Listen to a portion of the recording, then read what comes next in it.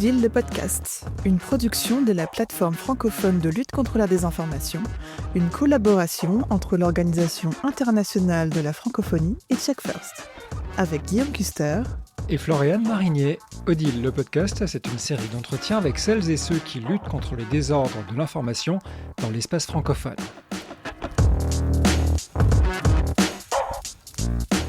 Bonjour à tous et bonjour à tous, bienvenue dans ce nouvel épisode d'Odile, le podcast. Ce mois-ci, nous allons nous entretenir avec Britney Ngalibo, qui est cofondatrice de Centrafrique Tchèque et par définition vérificatrice des faits en Centrafrique. Et nous parlerons avec Britney aujourd'hui de la précarité dans les métiers de la vérification des faits et du journalisme. Et je vous propose tout de suite d'écouter un extrait de cet entretien. Les médias doivent d'abord diversifier leur financement en combinant plusieurs partenariats, micro-contributions citoyens et services annexes, c'est-à-dire les productions sponsorisées. Et aussi, ils doivent ensuite renforcer leur solidarité professionnelle en travaillant en réseau et également en publiant des informations, des rapports de vérification collectifs. Mais avant cela, comme d'habitude, nous vous proposons un tour d'horizon de l'actualité de la lutte contre les désordres de l'information dans l'espace francophone. La lutte contre les ingérences numériques étrangères peut s'apprendre sur les bancs de l'école. C'est en tout cas l'objectif de la nouvelle formation créée par le CLEMI et Viginum, le service français de protection et de vigilance contre les ingérences numériques étrangères. Le programme est disponible en ligne dès maintenant pour les enseignants des collèges et lycées. Faire dire aux études scientifiques le contraire de ce qu'elles démontrent, c'est apparemment la nouvelle tendance du gouvernement américain, selon l'agence Science Presse. Le média canadien a dénombré par exemple une dizaine de cas d'études de chercheurs dont les propos ont été déformés ou détournés dans un rapport du ministère américain de l'Énergie. Et si toutes ces études vous semblent difficiles à décortiquer, n'hésitez pas à consulter notre formation sur le journalisme scientifique. Dans une nouvelle étude, l'association Azizi Cameroun a évalué l'état de la sécurité numérique au sein des médias et des organisations de la société civile au Cameroun sous le prisme des inégalités de genre. Alors que le prochain scrutin présidentiel arrive en octobre, moins de 35% des organisations se sentent prêtes à faire face aux menaces numériques liées aux élections. Et on termine avec cet appel d'offres de CFI en France pour la mise en œuvre d'incubateurs régionaux pour les médias en exil et à risque en Afrique, en Asie et en Amérique latine. Les personnes intéressées pour répondre à cet appel d'offres ont jusqu'au 9 octobre pour déposer leur candidature. Bonjour Britney. Bonjour. Merci beaucoup d'avoir répondu à notre invitation. On vous accueille aujourd'hui pour parler de précarité dans les médias et de la façon dont elle impacte les journalistes et les rédactions et comment on peut composer avec. Je vais d'abord vous demander comment la précarité se traduit au quotidien pour votre organisation. Comment, par exemple, est-ce qu'elle va impacter le choix des sujets, la façon dont ils vont être traités, l'embauche des journalistes, etc. OK, merci pour cette des questions pertinentes. Avant de commencer, je dirais que le métier de vérification des faits, le fact-checking, est relativement récent et ce métier s'est développé avec la multiplication des informations douteuses à travers les réseaux sociaux, pourquoi pas de bouche à oreille. Et malgré son rôle central dans la lutte contre la désinformation et les rumeurs, il reste très précaire. Et je prends le cas de notre Centrafrique Tchèque. Centrafrique Tchèque est une organisation spécialisée dans la vérification des faits en Centrafrique. Et notre organisation a rencontré des difficultés financières suite à la suspension de l'aide américaine en janvier 2025. Et cette suspension a entraîné des difficultés majeures pour notre organisation, c'est-à-dire la réduction des activités, les retards dans la publication des rapports de vérification des faits et aussi une instabilité pour le personnel. Et pourquoi? Parce qu'on a jugé nécessaire de réduire l'équipe, parce qu'on n'a pas de moyens pour financer la vérification sur le terrain. Pour cela, on a jugé plausible de réduire l'effectif des journalistes et certains journalistes qui travaillent au sein de notre organisation ont dû quitter leur poste. Pourquoi? Parce qu'on n'a pas assez de financement et il y a un manque de moyens suffisants pour maintenir leur emploi et raison pour laquelle ils sont partis. Et cet exemple montre concrètement que la suivi même des initiatives de fact-checking dépend souvent d'aide extérieure parce que souvent les organisations de fact-checking travaillent à but non lucratif et n'ont pas assez de moyens pour financer les activités de leur rédaction. Alors, on se rend bien compte, ce genre d'arrêt brutal de financement, ça crée des perturbations importantes dans la vie des rédactions, particulièrement si on est très dépendant, nécessairement de ces financements. Est-ce que vous avez un exemple, concret de la manière dont ça s'est manifesté, cet arrêt, avec, par exemple, l'arrêt de projets ou de collaborations?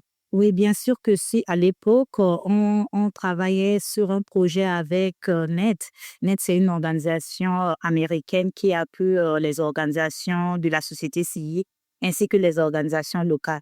Et ce projet visait à renforcer la capacité des leaders communautaires, les acteurs de la société civile ainsi que les professionnels de médias. Et on était sur le point de mettre en œuvre le projet en question. Du coup, on a reçu un message de la part de notre partenaire comme quoi, suite à la suspension de l'aide américaine, et ils ont jugé nécessaire de ne pas poursuivre le projet parce qu'ils n'ont pas de moyens pour nous accompagner dans ce sens.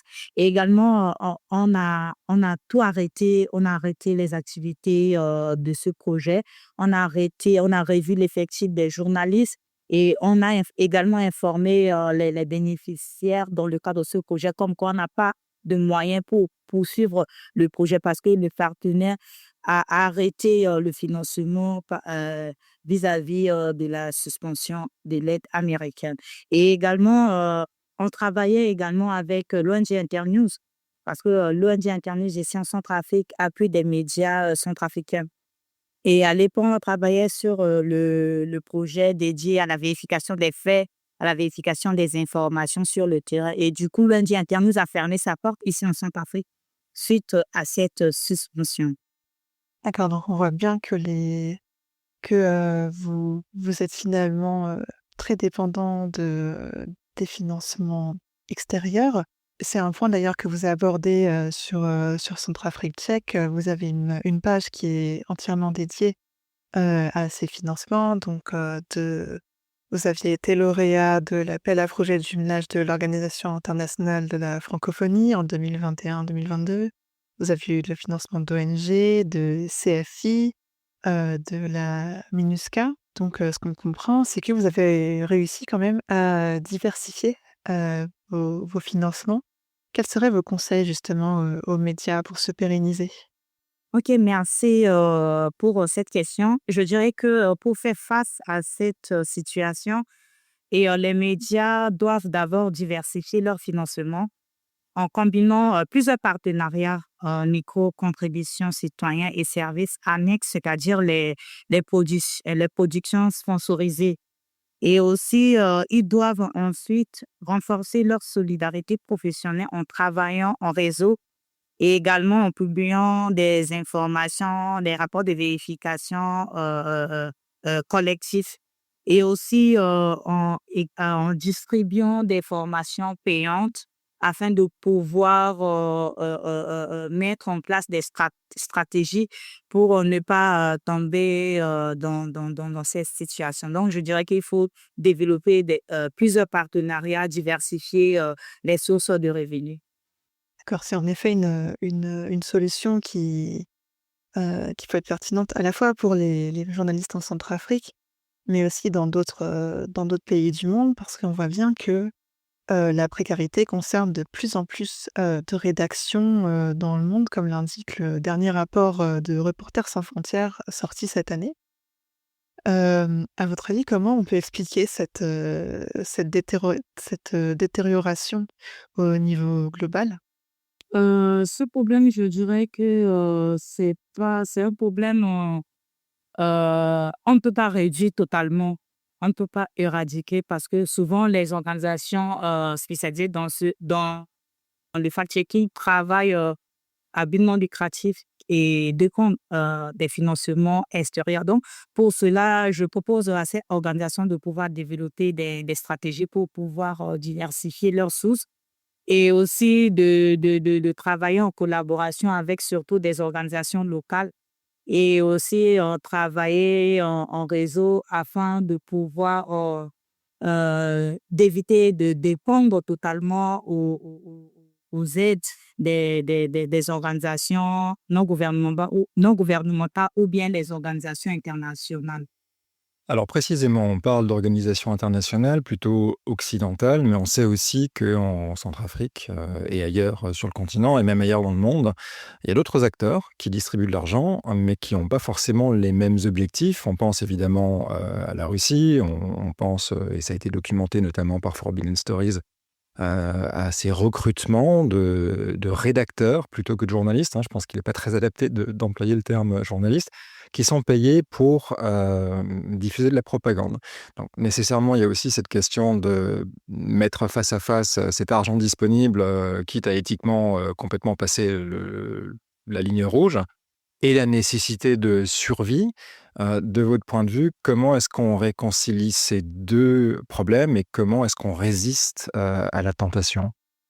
Pour ne pas tomber dans ce piège ou bien pour résister à cette pression-là, il est nécessaire que les organisations puissent développer des activités génératrices de revenus, comme des formations en journalisme, des formations en fact-checking, en gestion de rumeurs, ou bien en communication digitale, tout en refusant tout financement provenant des politiciens ou bien des organisations politiques ou les associations politiques.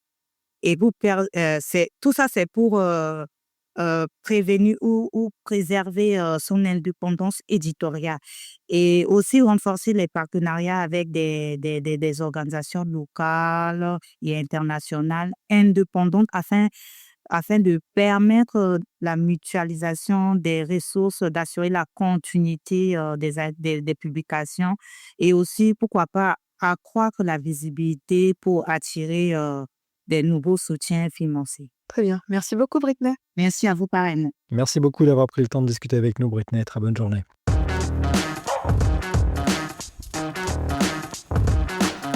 Retrouvez Odile le podcast sur toutes vos plateformes de podcast favorites. Et n'hésitez pas d'ailleurs à y laisser vos notes et commentaires, ça aide vraiment la diffusion du podcast. Retrouvez l'ensemble de l'actualité de la lutte contre les désordres de l'information sur odile.org, odil.org.